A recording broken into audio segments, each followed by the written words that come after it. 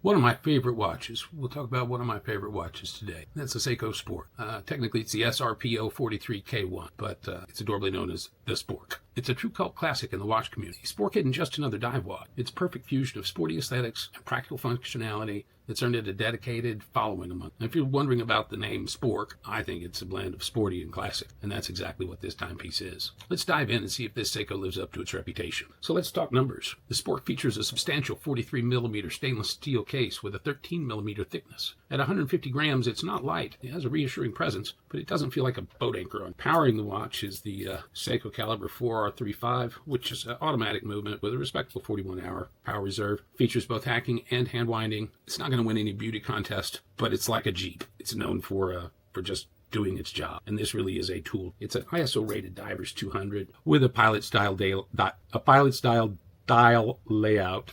So it gives you 200 meters of water resistance, a unidirectional rotating bezel to track your dive time, and a Hardlex crystal. That's one thing I wish that this watch would have stuck around longer and maybe been offered with a sapphire crystal. That's one change. But I may still upgrade this crystal to a sapphire, but the Hardlex works fine. It protects against scratches, and supposedly Hardlex has got some functionality in divers that maybe sapphire as far as shattering. As far as design and build quality, it's got a brushed stainless steel case, and I'll show you on the close-up. It gives the Spork a rugged but refined appearance.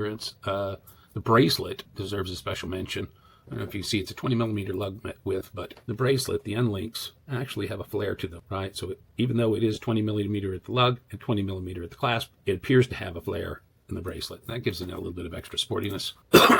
And I'll show you the case back. It has the nice Seiko wave on the back. I'll put that on the other camera. This level of finishing is typically found on a much more expensive piece. You know, the nice engraving on the back. This is a tool watch, but the edges are smoothly finished. The polishing is consistently excellent. It's typical Seiko quality, punching well above its weight in terms of price point. So on the wrist, the Spork strikes that balance between big enough to feel like a quality watch, but not so heavy it becomes distracting throughout the day. One standout feature is its exceptional readability, and the bold hour markers and these distinctive hands make it easy to check the time, even if just with a quick glance. It's kind of like my Panerai.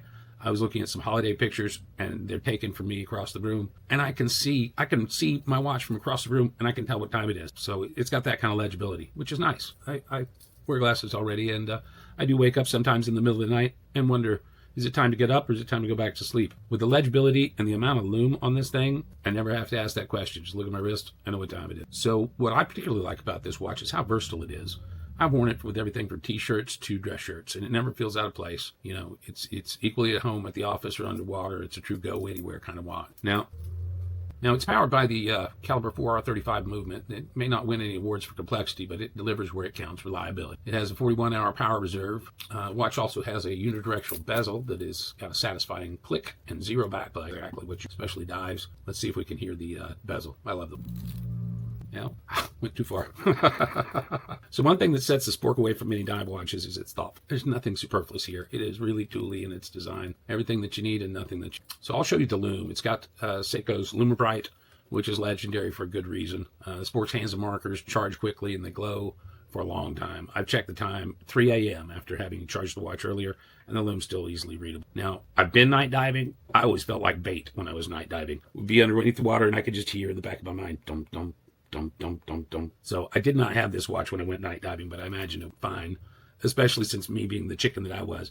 I had my flashlight the whole time. But we did get to see something really interesting. It was a barrel sponge with bioluminescence. And so we went on this night dive, and we didn't touch the sponge, but you just went up close to the sponge. This is a ginormous sponge, probably, I don't know, 6 feet tall, that much around.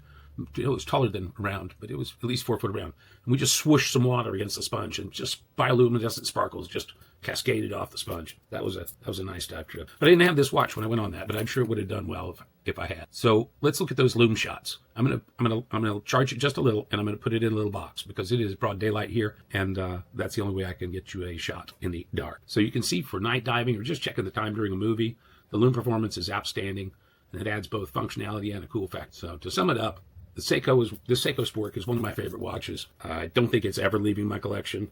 I do have quite a lot of watches in the collection, and some of them are going to go. In fact, I'm going to give away some here on the channel. and I'll probably sell some as well. So if you see a watch in one of these reviews, you think it is maybe one that I should give away or one that you want, let me know by emailing me or putting a comment below. But the Seiko Spork is one of the few dive watches with a pilot dial, and it's kind of a serious tooly look that really, it makes me think of Sin. You know, the Sin watches, they have this kind of tooliness to them. I really enjoy it. I've got a lot of other great Seiko dive watches. I've got an Arnie, a Tuna, a couple of Samurais, Turtles. You know, if they make it, I'll buy it. I'm just a nut that way. But this is a popular watch. They're not available anymore, unfortunately. I mean, you can buy them on the pre-owned market. They are a little bit spendy compared to their original pricing. But it does have Seiko's type of reliability in a picture, in a package that feels like it should cost twice as much. So whether you're just starting out your watch journey, or a seasoned collector, if you haven't tried the Spork, give it a shot.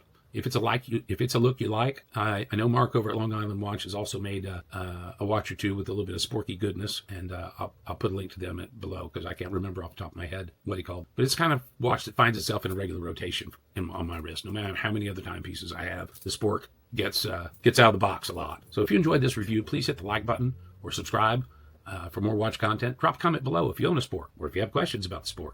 Thanks for watching, and I'll see you in the next video.